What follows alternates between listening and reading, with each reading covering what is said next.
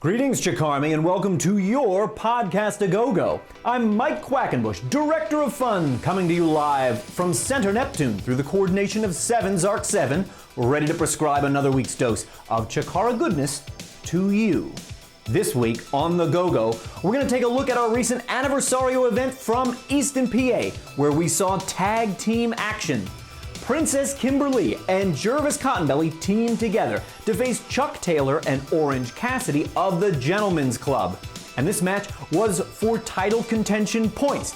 So let's see whether or not Jervis and Kim can emerge from tag team competition with that elusive third point. Hey! Don't hug it! You just showed because no one hugs you.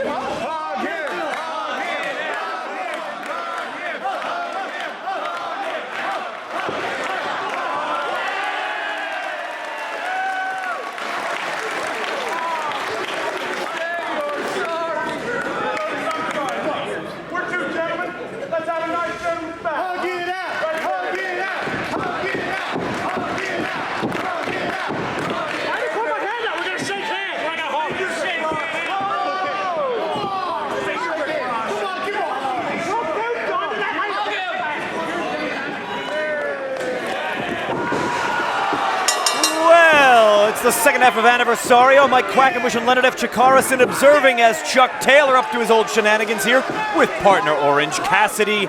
A lot's on the line for Jervis and the Princess. They got 2 points coming into this one, Leonard. Certainly, they got their first point of the four-corner elimination back in North Carolina. They picked up another one just 3 weeks ago in Haverhill, Massachusetts. If they can get 3, Kim's on a roll. She got her team and challenged the Immortals their first point with a victory over Juan Francisco de Coronado last night. Are they going to be victorious tonight? They got a tough row to hoe in Chuck Taylor, the leader of the Gentlemen's Club. And I don't know what to make of Orange Cassidy 7 days a week. 7 days a week what? 7 days, I don't know, 7 days a week, 365 days a year. I don't know what's going on with Orange Cassidy. He's Orange Cassidy that amount of time. I hope so. I see. It seems obvious. Again, he's another wild card. I mentioned before, Pinky Sanchez, VDK, he's a wild card. You don't know what's up with this guy. Orange Cassidy now getting to the ring. Chuck Taylor went to the outside. That's just as good as a hand-to-hand tag. And you see Orange Cassidy here. He's got that lazy body language, very lackadaisical is Orange Cassidy.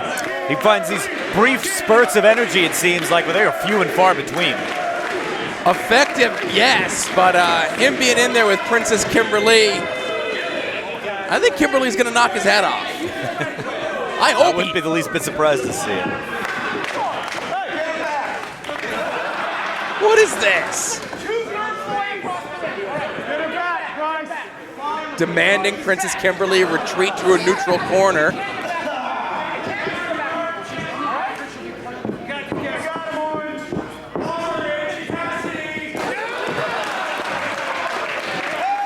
And I'd like to give Orange Cassidy credit and say this is all part of a greater plan. There's a master plan. I just think he's a strange dude. Yeah, I don't know about this guy masterminding anything.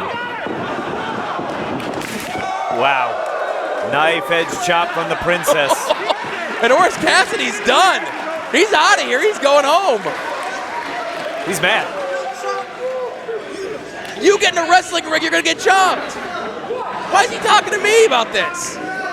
What's he got plans later tonight? You doing side work as his therapist? I don't get enough money to do that. That's not in my pay grade.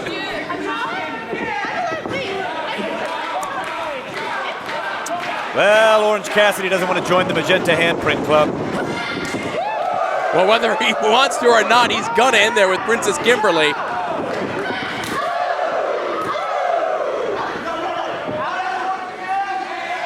Lighting him up, and now raining blows upon the thick skull of Orange Cassidy as Princess KimberLee.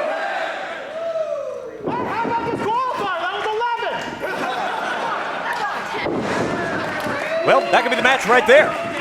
Go for the cover, yeah, absolutely. I'd try to win the match. And a double elbow drop, putting the world's sweetest man and Princess KimberLee. Jervis Cottonbelly enters the match here.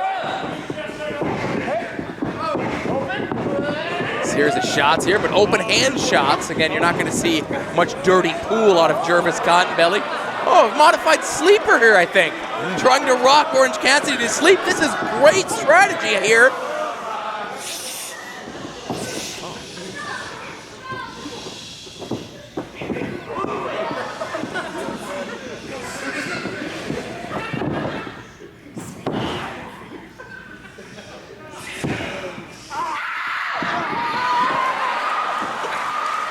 Well, Chuck Taylor bit the hand of Princess KimberLee at that last possible second. World's sweetest man has been dumped from the ring. Orange Cassidy now as awake as he ever gets. And that's good strategy that we saw here out of Jervis and Princess KimberLee. Knowing their opponents very well, knowing exactly what sort of weaknesses you can expect out of Orange Cassidy. I don't think Orange Cassidy's doing a lot of homework. I don't think he's watching a lot of things, past events on CHIKARA Topi. I'll tell you that much, Mike. Probably not. That's probably true. Oh, and he just chopped Bryce! Oh my. That should be a disqualification. This one could be thrown out right here, fans. It's referee's discretion, Mike, you know? It is absolutely within Bryce's ability here to call for a disqualification. Oh, you saw him going after Orange Cassidy, but he chopped Chuck Taylor instead.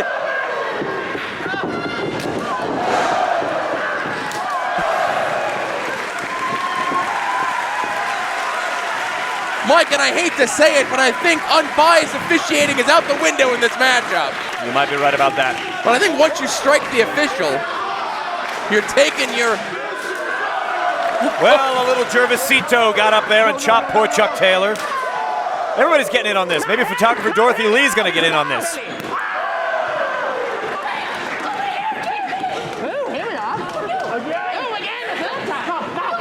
Taking him back, that young lady. Oh, right in the breadbasket of Chuck Taylor. We have seen an unprecedented level of fan involvement these last 2 days here at CHIKARA. Yesterday at Back to Skull. Again here at Aniversario, a new attitude. Orange Cassidy just took Jervis Cottonbelly right into the post. Chuck Taylor in the ring with Princess KimberLee right now. The Kentucky gentleman not being very gentlemanly at this juncture. What is up with that chop? How much has been taken out of Chuck Taylor so far? Not a lot of gas left in that tank. Tag it to Orange Cassidy. Talk about no gas in the tank.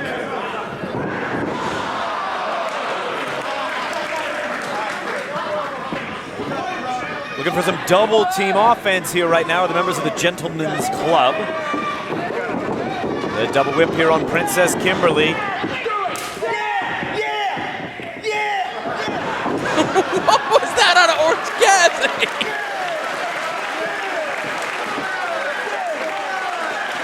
This guy's out of his mind, Mike.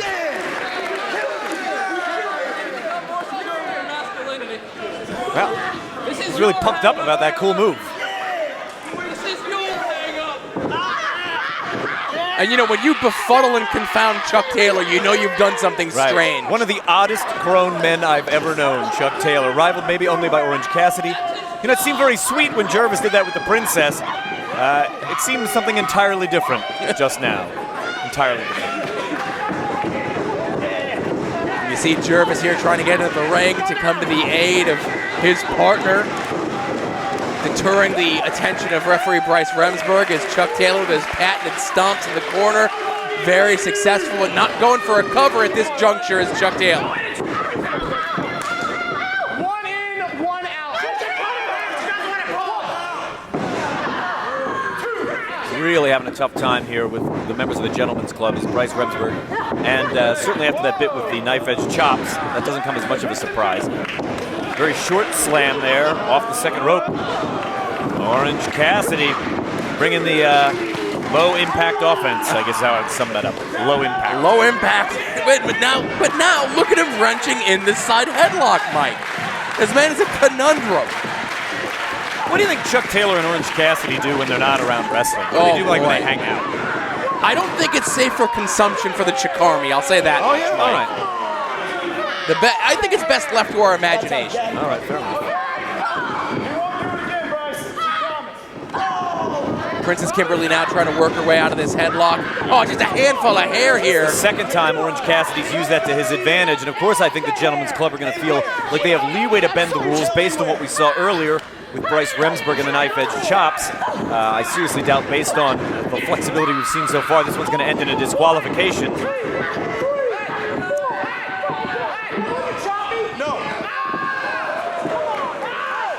And Mike, you said it, Bryce interjecting himself, and the Gentlemen's Club continually, liberally, and a hair mare there by Princess KimberLee and Orange Cassidy. One for Chuck Taylor, perhaps? Spins him like a top, did Princess KimberLee. No way. Oh, I thought she was going to try to spin both of them. Meeting of the mind, so to speak. For a level noggin knocker, and here comes Jervis. You can imagine it probably gets Jervis's dander up when he sees a lady being mistreated. The world's sweetest man, not likely to tolerate that. Look at him go all the way up and around. Wow, look at that on a Jervis. Stereo swinging Frankensteiners from the crown and court. Oh, it's not time to celebrate yet, guys. Orange Cassidy still has his wits about him, but for how long? Oh, especially for that kick right upside the head. Oh, that super kick was... Super kick on the money. Chuck Taylor with a cover. Princess KimberLee brought her right shoulder up off the mat. There was not enough pressure to keep it down in that pinning combination. Chuck Taylor now bossing orders to Orange Cassidy. What's he got? I don't know what they're going for outside the ring here. Oh, he tossed in that orange juice. Oh, I think the seal was not intact on that bottle, Mike. Well, that means it's been tampered with, Leonard. Oh, you ain't kidding. That's the no pulp. Oh, he just orange juiced him. Whatever was in there, Jervis took full effect of it, mask or not. And he seems worse for wear after that, but KimberLee with a series of German suplexes there. Jervis just stumbling about there. He's got orange juice in his eyes. If that's ever happened, you know that stings. The acidity of orange juice in the eyes stings like nothing else. Reversal there by Orange Cassidy, goes for a clothesline. Oh, instead of dive to the outside here, Jervis rolls through. Oh, look at this! Jervis has got his ankle lock on. He's got him in the Downton lock, as he likes to call it. Oh, he's dragging him away from the ropes. He's got him all sized up. Orange Cassidy submits. 3 points for Princess KimberLee and Jervis Cottonbelly.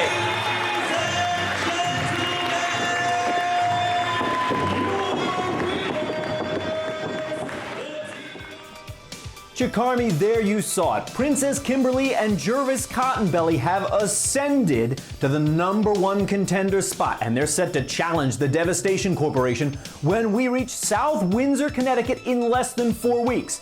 Join us in South Windsor. Join us the next day in Providence, Rhode Island, and grab your advance tickets now. Go to CHIKARAPro.com for more information about our upcoming New England swing, our free event in the month of August in Reading, PA, the Mothership King of Trios 2015, and our upcoming swings through the Midwest, the Mid-Atlantic, and everywhere else we're headed in Season 15. Then head back here in 7 days' time, and I'll meet you right in this spot with another edition of Podcast-A-Go-Go.